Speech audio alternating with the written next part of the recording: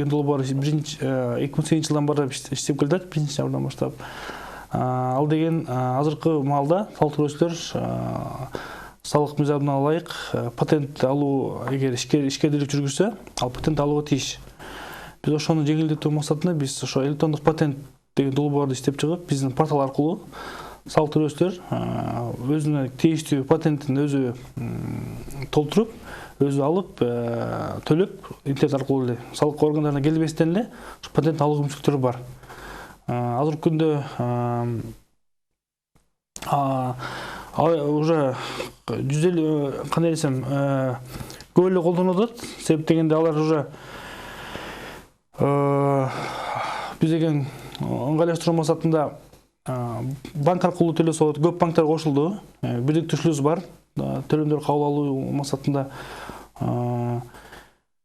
негизги максат ошо салык төлөөчүлөрдүн салык кызматкерлеринин ортосунда байланышты алыстатууда, дистанциондук кылып, электрондук түрдө кызматтар берүү максаты ошо.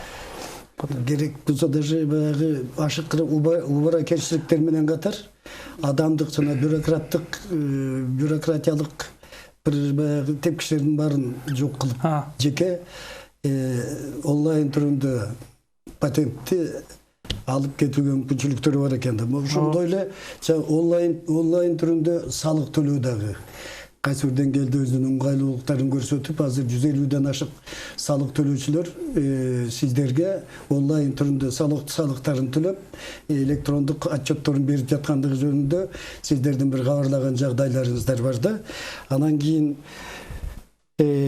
ушул иштин келечеги кандай болгудай? Ушу салык төлөмдөрүн, салык кызматы менен салык төлөөчүлөрдүн ортосунда мамилени электрондоштуруу, автоматташтырууга салык төлөөчүлөрдүн өздөрү канчалык деңгээлде даяр экен? Негизинен даярдык жалпы жонунан бар десек болот. Бирок арасында кээ салык төлөөчүлөргө жардамдар керек болуп атат. Аларга маалымат берип, жардам берип, кеңеш берип атабыз. Колдон келишинче, ал себеп дегенде бул жаңы технология, жаңы ыкмалар пайда болгондон салык төлөөчүлөрдө көп суроолор туулуп атат. Түшүнүксүздөр пайда болгондон биздин ошо кол борборубуз бар. Ошолор аркылуу биз же болсо ар бир региондордо биздин салык кызматкерлер өзүнүн кеңешин, жардамын берип жатышат, үйрөтүү максатында. Ошо негизгиси ошол азыр биздики эң чоң жумуш болуп, ошо салык төлөөчүлөргө маалымат туура жеткирип, туура колдонуу максатында ишчүнү ашырып атабыз.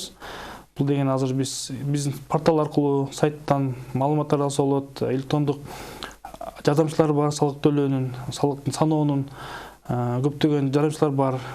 Ошолордун колдонуп, эгер түшүнбөсүздөр болсо биздин колл центрге чалышып, 1240 номери аркылуу билсе болот.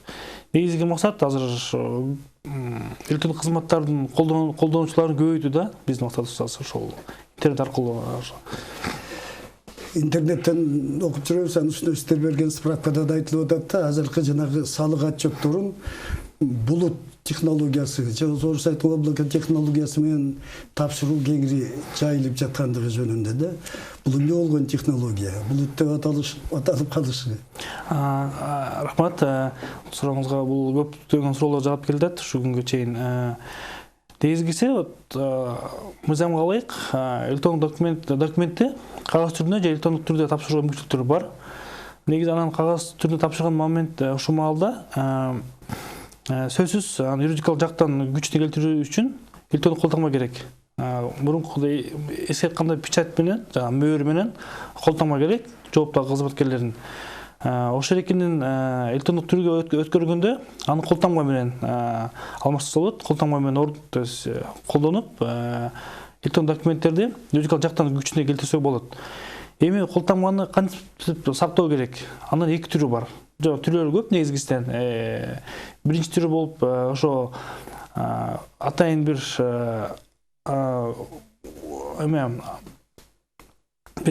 атайын бир флешкалар сактуу бир устройство болот. Ошол флешкага токен деп коюшат. Токенге колтаңбаны сактоого мүмкүнчүлүктөр бар. Же болбосо флешканы алгысы келбегендерге интернетте, болсо булутта өзүнүн колтаңбасын сактап, ошо интернет аркылуу эле өзүнүн колтангысын колдонуп, документтерге кол коюп, юридикалык жактан күчүн берип, ошо колтаңба колдонуп отур. Ошого байланыштуу булуттук колтаңба бул деген ошо колтаңбаны сактоо ыкмасы.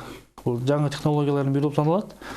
Азыр колтаңбаны флешкада сактоо экен. Жана жаңы паспорттар 2007 жылкы үлгүдөгү паспорттарда EID деп коюп атпайбызбы? Ошонун ичинде колтаңба бар. Ал да бир флешканын бир түрү, себеп дегенде аяка колтаңба жазылат. Ар бир адамдын же болбосо ошо колтаңбаны интернетте жалпы жана айтканда бир булутте сактоого мүмкүнчүлүктөр бар. Ошо менен колдонуп өзүнүн документтерин тапшыруу мүмкүнчүлүктөрү бар. Ошону булуттук колтаңбаларды колдонуп баштаганда колтаңбанын баасы кыйла түштү, 3 эсеге чейин. Бурун кымбат болуп, көп ишкерлерге нааразычылыктар алып келген. Себеп дегенде колтаңба сатып алыш керек, флешкасы да кымбат болчу. Азыр дээрлик 3 эсеге түштү. Ошо колтаңбаны колдонуу, анан ошо булуттук технология колдонуу менен ошо арзандалды да. Жанагындай интернеттеги катылуу колтаңбаны өзүнөн башка бирөөлөр же болбосо сиздерге жөнөткөндө сиздерден дагы бир башка документтерге пайдаланып кетүү коопсуздугу канчалык? Бул коопсуздук боюнча атайын бекитилген жоболор бар, стандарттар бар. Бул деген коопсуз деп саналса болот. Анткени колтаңба бул купуя болгондуктан, анын коопсуз сактоо эрежелери бар, бекитилген регламенттер бар. Ал жагынан коркунучтар жокко эсе да. Жокко эсе. Анан биз билебиз, мына убакыт режиминдеги виртуалдык контролдоп, көзөмөлдөп текшерүүчү аппараттарды, кассалык аппараттарды ишке киргизүү жөнүндө да. Мурда дагы кыйла эле баягы бир топ мүмкүнчүлүктөр бар. Кассалык көзөмөлдөөчү аппараттар, машиналар иштечүлүү да. Ошо виртуалдык кассалык көзөмөлдөөчү аппараттардын мурдакылардан артыкчылыгы кайсы? Өзгөчөлүгү үчүн ушул жака ык коюп атабыз. Негизги максат ошо салык төлөөчүлөр, жеке ишкерлер, ишканалар биздин элге кызмат көрсөтүүдө же товарларды сатуу маалында алар сөзсүз түрдө кассалык көзөмөл машинасын колдонуу сөзсүз болчу. Алар ошол кассалык машинанын баасы 13 миңден өйдө болуп аткан байланыштуу. Көп жеке ишкерлер ушуну сатып алуу мүмкүнчүлүктөрү болгон жок да. Кымбат болуп, аны дагы техникалык жактан колдоп, ремонтко алып барышып, ушундай баарлар көп болгон. Анан ошого байланыштуу биз кассалык аппараттар Кыргызстанда 14 миңдин тегерегинде эле, 15 миңдей бар. Ал өтө көп эмес, бул азык кылат.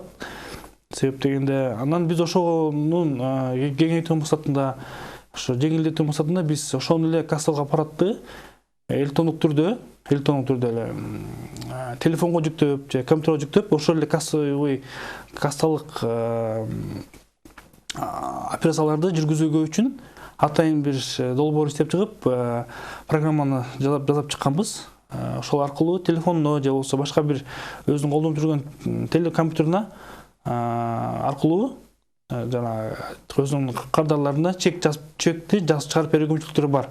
Ошо менен өзүнүн салык кодексиндеги мыйзамдардын аткарылышына түздөн-түз жеңилдиктер болот.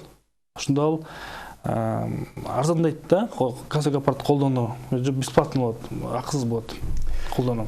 Демек, кассалык аппараты толук эмес, ошо телефонго же болбосо өздөрүндөгү компьютерге туташтырылган, интернетке туташтырылган жабдууга кошумча чек баса турган гана жабдуу зарыл болот экен да, же кандай? Туура айтасыз. Негизи ошол ишкерлер азыркы ошо чекти ошо принтер деп коет, кичинекей принтер, телефонго кошулчу принтерлер бар.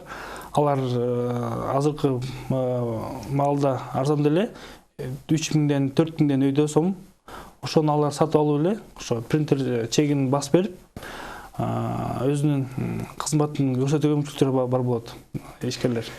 Мисалы бир кезде жанагы эмени отчеттор, салыктык отчетторду алып жатканда, мындай тирүү адам алардын кирешесин байкап, документтердин туура эместигин, берилип аткан отчеттун канчалык деңгээлде жаап жашылган жагы бар, калпы чыны бар аныктоого мүмкүнчүлүк болчу да. Азыр жанагы электрондук отчеттордун канчалык деңгээлде чын турмуш чындыкка жакын же туура экендигин кантип аныктайсыздар? Ал деген мурункудай салык төлөөчүлөр менен салык кызматкерлер ортосунда контакт жок болгондо байланыштуу. Электрондук кызматтарды биз түзүп иштетип киргизгенде биз сөзсүз түрдө ошолорду эске алып, биз отчет тапшырган маалда салык төлөөчүлөр биздин портал аркылуу документтерди толтурганда, өзүнүн салык кызмат отчетун толтурганда, бизде ошо система автоматтык түрдө текшерет, суммаларын текшерет, кардарлардын эмнелерин, реквизиттерин текшерип, туура эместерин айтып берип, анан кайра отчет кабыл алгандан кийин биз кайра текшерген системаларды курганбыз. Ошо аркылуу биз текшеребиз да, ошонун аркасынан биз салык кызматкер аткарган жумушту азыр система аткарып, ошибкалардын, каталарын айтып берип турат да. Ошол жагынан жеңилдиктер пайда болду. Ал жагынан коркунучту биз эске алып, ал жагынан жеңилдиктерди ошо система аркылуу бере атабыз. Отчеттор тапшыруу маалындачы. Кассалык контролдоочу аппараттар деп айтып атпайсызбы? 14 миңден ашуун ошондой кассалык контрол көзөмөлдөөчү аппараттар бар деп. Ошолордун баары жалпы бир серверге туташтырылганбы? Кайсы жерде кандай соода жүрүп атканы, эмне сатылып, кандай баа менен кеткендиги? Албетте, бул деген ошо салык кызматы иштеп чыккан долбоор болчу. Бул 2016-дан бери иштеп келатат. ККМ онлайн деген долбоор. Ошо 14 миң кассовый аппарат реалдуу режимде интернет аркылуу бардык басылган чектин суммаларын, номер чек менен биз серверге алып келип түшүп турат. Биз аларды анализдеп, ишкерлер иштеп атабы, иштеген жокпу, чекти басып атабы, баскан жокпу деген маалыматтар менен анализдеп карап турабыз. Эгер бир нерсе бир проблема болуп же бир ыңгайсыздыктар болуп, чектер басылбай, серверге келип калса, биз ошол жака ишкер менен байланышып, өзүбүздүн кеңешибизди берип, жардам беребиз. Эгер ошол жагынан биз карап турабыз онлайн режимде. 2020 жылдын 1 январынан тартып бардык май куюучу жайларды автоматтык системага кошуу жөнүндө бир пилоттук иштер жүрүп атат да. Бул кандай зарылдыктан келип чыкты? Анан бул канчалык, качан, кайсы учурда толук өзүнүн ишин баштайт? Негизги ошо биз 2020 жылдын 1 январынан баштап долбоор өкмөт токтому кол коюлган. Автомай куючу станциялар сөзсүз түрдө өзүнүн системаларын жаңыртып, сөзсүз түрдө ошо ККМ жана кассалык контролдук машинасыз, колдонуусуз системалар болууга мүмкүн эмес. Сөзсүз контролдук машинаны ККМ коюшуп, анан ККМ менен өзүнүн системасын тыгыз байлап, ошо ККМде мисалы чекти басмайынча тиги бензин куюлбагандай кылган системалардын көзөмөлүнүн системасын түзүү, аны контролдоо, анан ошол маалыматтарды салык кызматына жеткирүү деген ошо ойлор бар. Ошо менен биз деген эң негизги максат бул деген ошо мыйзамсыз жол менен киргизилген май куючу каражаттарды ошо биздин заправкалар аркылуу сатылбоо максатында да, сатпаш максатында. Себеп дегенде азыр бизде 900дөн ашык май куючу станциялар бар экен Кыргызстан боюнча. Ошолордун айрымдарынан тескөрүнүштөр болуп атат. Ошо мыйзамсыз жол менен кирген май куючу каражаттар сатышып, ошондой жүргөн, ошо бул контрабандага каршы, же болбосо бир качествосы, сапаты начар бензиндерди сатпашына аракетти кылуу максатында биз ушундай контролдук иштерди кылып жатабыз, пландаштырып жатабыз. Ошо 20 жылдан баштап бардык май куючу станциялар сөзсүз түрдө жаңы системага кошулуп, маалыматтар берип туруу сөзсүз түрдө бул уже бекитилген. Бул системага кошулганда мисалы майдын ошондой жанагы мыйзам жол менен киргенин же чыныгы жанагы сапаттуу. Май киргенин каяктан билесиздер, мисалы? Цистернага түшүп аткан май бирдей. Кассалык аппарат аркылуу сатылып аткан май бирдей. Кантип аныкталат? Биз атайын ушунун өзүнүн долбоор биз өкмөттүн токтомунда бардык техникалык жоболор бекитилип жазылган. Биз деген ошо граница чек арадан баштап темир жол аркылуу же автомашина аркылуу кийген майлардын учетун жүргүзүп, электрондук товарды транспорттук накладной деген документ аркылуу, же болбосо счет фактура аркылуу биз ошолордун баарын контролдоп, канча бензин кирип, канча бензин сатылганын ошо ар бир заправкада пистолеттер менен аркылуу, анан канча фискалдык чек басылганын контролдоо системасын ошо 1-январдан баштап киргизүүнүн алдында турабыз. Ошол менен аркылуу биз тест көрүнүштөрдү азайтабыз деген ойдобуз да. Негизги максат ошол. Документ аркылуу, границадан, темир жол аркылуу. Электрондук эсеп фактураларына өтүү.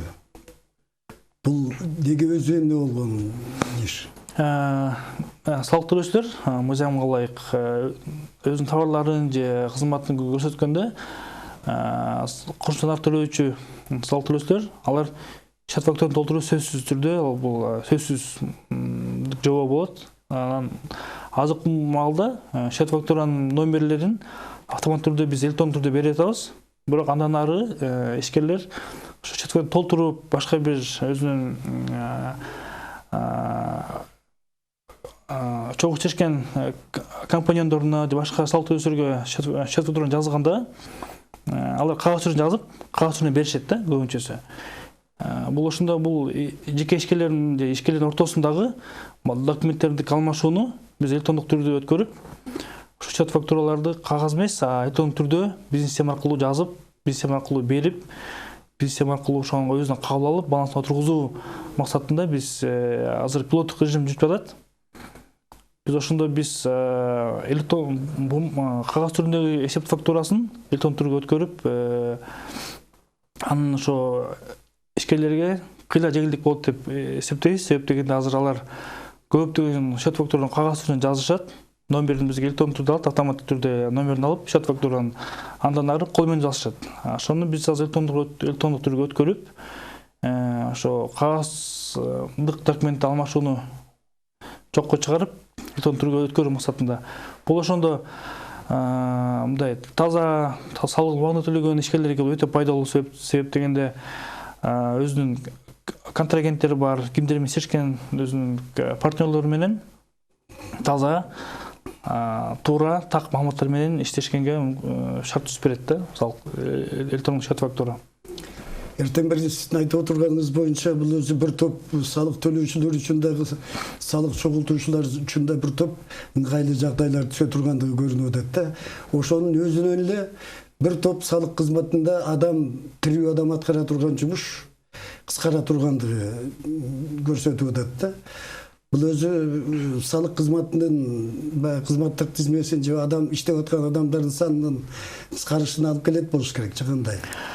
Албетте, себеп дегенде жаңы ыкмалар, жаңы технологиялар кирген маалда биз өзүбүздүн уюмдук өзүнүн иш-чара структурабызды алмаштырабыз, реформа кылып, биз деген ошо сервистик моделге өтүп, ыкмаларга 24 саат 7 күн жумасына 7 жолу деген биз ниетибиз бар. 24/7 деген режимде иштеп, салык төлөөчүлөргө күнү-түнү кызмат көргөзүп, биз ошого байланыштуу биз өзүбүздүн иш-чара түзүмдүктөрүбүздү дагы реформаштырганга бартабыз, буюрса. Себеп дегенде салык төлөөчүлөр күнүнө көбөйүп келатат, салык кызматкерлери азайууда да. Себеп дегенде модернизация жасап атабыз, автоматизация кылгандан байланыштуу. Ошону биз азык кылып атат биздин кызматкерлер. Ошонун биздин кызматкерлердин жумушун жеңилдетип, кызматтын деңгээлин көтөргөнгө биз иш-чара караштырып, реформа кылуу жаатында жумуштар көп жүрүп жатат азыр. Сөзсүз түрдө биз аны караштырабыз. Ушул жерден мыйзамды да бир суроо туулат да, ушул жанагындай жаңы реформалардан кийин жанагындай мурдакы адам аткара турган, адам фактору аралашып кетип турган кетип жүргөн иштердин баягы түзүмү тизмеги азайгандан улам салык чогултуунун көлөмү дагы бул ыңгайлуулукла жетишпей көлөмүн чоңойтууну дагы көбөйтүүнү дагы көздөгөн баягы иш-чаралар да ушулардын баары. Ушул натыйжа кандай болду? Канчалык деңгээлде салык чогултуунун көлөмү арбыды? Негизи биздин негизги максат ошо салык төлөөчүлөрдүн шарттарын ыңгайлуу түзүп берүүдө. Эгер канчалык ыңгайлуу болсо, салык төлөөчүлөр дагы өз салыгын убагында төлөп, жашырбастан, туура көрүзгөн малымдарга көрүзгөн учурлар көбөйт деп ишенебиз. Негизги максат салык төлөөчүлөрдүн шарттарын ыңгайлаштыруу, жеңилдиктер түзүү. Ошонун аркылуу биз деген салыктардын көлөмүн көбөйт дегенге биз ишеничтебиз. Себеп дегенде салык төлөөчүлөрдүн арасында шеним көбөйүп, туура түшүнүктөр пайда болуп, өзүнүн жарандык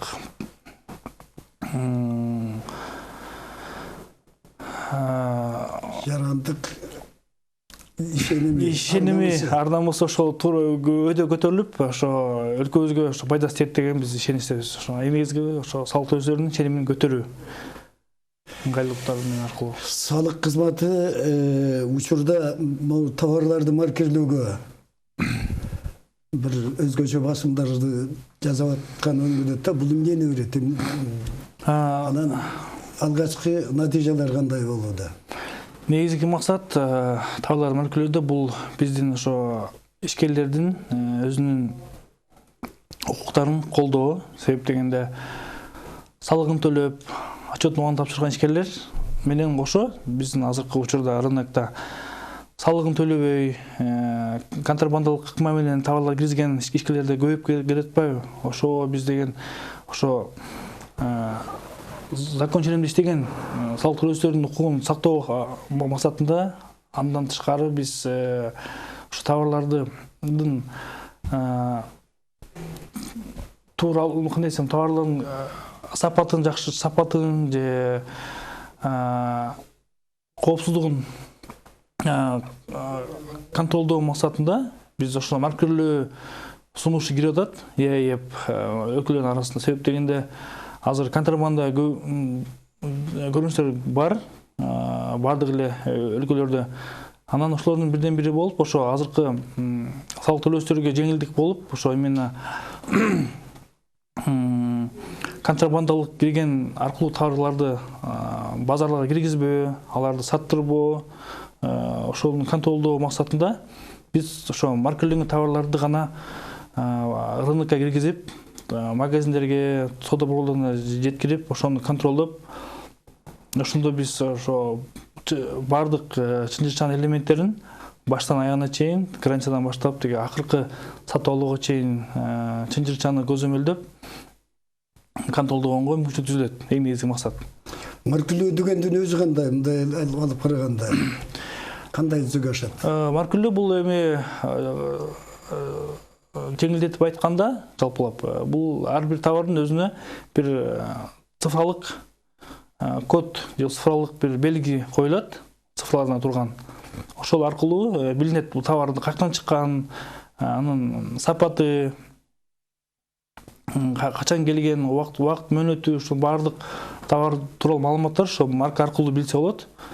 Бул азыр деген любой эле товарда, бардык товарда эле жана штрих-код деген бар эмес беле? 14 значение чийилген линиялар менен ошол сыяктуу эле цифрлык маркирлөө коюлат товарларга. Ошо менен билинет бул товар деген качественный, сапаттуу, салыктар төлөнгөн,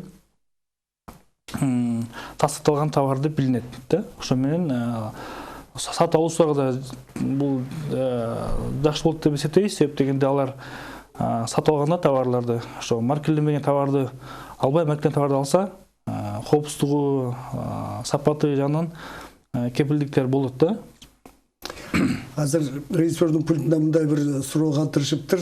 Бул жанагы салык төлөө кызматын электрондоштуруу, автоматташтыруу дегенден өзү жакшы, бирок салык төлөбөй эле ошол салык төлөгөндөр менен катар иштеп аткан ишкерлерди санын кантип кыскартабыз. Мисалы салык инспекторлорунун өзүнүн салык төлөөчүлөрү, мамлекетке салык төлөөчүлөрү бар экендиги жашыруун эмес. Мындан кантип кутулабыз деп суроо берип атат. Негизги максат ошо жеке ишкерлердин ошо виртуалдык жана ККМ деген аппаратты ошо долбоорубузду иштетип, биз ошо баардык салык төлөөчүлөрдү каттоп, ошо каттоо жүргүзүп, виртуалдык ККМди аларга телефондоруна же компьютерине жүктөп берип, жеңилдетип берүү максатында да. Себеп дегенде салык төлөө бул деген орчулук эмес, бул жеңил эле нерсе. Просто негизги максат ошо түшүндүрүштөрдү жүргүзүү да. Эң негизги максат биздики. Ошо салык төлөөчүлөр виртуалдык ККМ болобу же электрондук эсеп фактураны колдонуп өзүнүн салыктык жолжолорду аткаруу максатында иштерин коркпостон аткарууга деген жол максат да. Салык төлөөчүлөрдүн эртеден бери жанагы электрондук отчеттору, электрондук баягы автоматташырдыктан отчет төлөө, электрондук салык төлөмдөр жөнүндө сөз кылып атабыз да. Салык төлөөчүлөр өздөрүнүн канчалык деңгээлде, кандай сан өлчөмдөр менен салык төлөй тургандыгын мурдан салык инспекторлору карап туруп айтышчу да. Алар ушул чен өлчөмдөрдү, чембирдиктерди кантип билишет? Каяктан билишет? Ар бир салык төлөөчүлөрдүн категориясын алайык. Биздин порталда SCI.gov.kg сайтында баардык маалыматтар камтылган. Бул жеке ишкерлерге, ишканаларга, деги баардык салык төлөөчүлөргө маалыматтар биздин сайтта толук камтылган. Же болбосо биздин маалыматтык борборуна салса болот. Ошоктон көп маалыматтар алууга мүмкүнчүлүктөр бар азыр. Салык төлөбөй жүрүп, анан кийин салык инспекторлору тарабынан же болбосо кайсы система тарабынан аныкталды. Салык төлөбөй өзүнүн ишкердигин жүргүзүп аткан жаранда ал мыйзам тарабынан же болбосо мындай кыргызча айтканда кандай көлөмдө жазага тартылып, ошол жаза кайсы учурдан баштап эсептелет? Кандай эсептелет? Негизи бул өзүнүн жолжолору бар. Мыйзамга ылайык эгер салык жолжолорун бузган болсо, өзүнүн айыппулдары бекитилген, ар бир категорияга ылайык. Ошо бекитилип, ошо протокол түзүлгөн үчүн негизи ошол тасталгандан кийин убакыт берилет, ошо төлөгөндөн кийин. Негизи бул бардык эле мыйзамды бузганда өзүнүн айыппулдары бекитилген. Зоо менен, мыйзамдар менен ченемдик убактылар бар атайын. Ошол штрафтар бекитилген да. Жок, штрафтарда ошол ишкердикти жүргүзүп, бирок төлөнбөй калган салык кошо эсептелеби же айып төлөп эле кутулушабы? Жок, негизи сөзсүз түрдө айыбын да төлөп, салыгын да төлөйт мыйзам чегинде. Өкмөттүн төлөш себеп дегенде салык төлөө бул сөзсүз түрдө, салык бузган закондордун мыйзамды бузгандыгы үчүн да штраф төлөнөт сөзсүз. Жана фискалдаштыруу, салыктык мамилелерди автоматташтыруу, электрондураштыруу бул бизде биринчи жолу болуп атпаса керек да. Ушул жаатта биз артта калган жокпузбу? Эгерде астыда болсок, өзүбүздүн астыдагы бир тажрыйбаларды иликтеп изилдеп көрдүкпү, ошолордун натыйжалары? Сөзсүз түрдө биз башка өлкөлөрдү, кошуна өлкөлөр менен алардын ошо санариптештирүү максатында иштерин биз карап, окуп, изилдейбиз чогуу. Себеп дегенде Казакстанда деле, Россияда деле, негизи ЭЭП өлкөлөрүндө ар кандай деңгээлде жумуштар жүрүп жатат. Биз кандай десем, артта дагы эмес, астыда да эмеспиз. Биз примерно бирдей деңгээлде келатабыз, окшош деңгээлде. Себеп дегенде электрондук счет фактура Казакстанда 1-2 жыл болуп калды иштегенине. ККМ онлайн биздики деле мурун кирген болчу. Ушундай ККМ онлайн, счет фактура, деги эле маркировка, маркерлөө баркы өлкөлөрүндө бир эле гана Россияда эле келатат, жакында эле башталды. Бул деле жакында эле башталды Россияда сөзсүз түрдө болуп. Негизи биз сөзсүз түрдө бир башка өлкөлөрдүн опыттарын, тажрыйбаларын эске алабыз. Алар менен кеңешип, маектешип алар менен ой алмашабыз да алар менен сөз. Урматтуу телекөрүүчүлөр, сиздер учур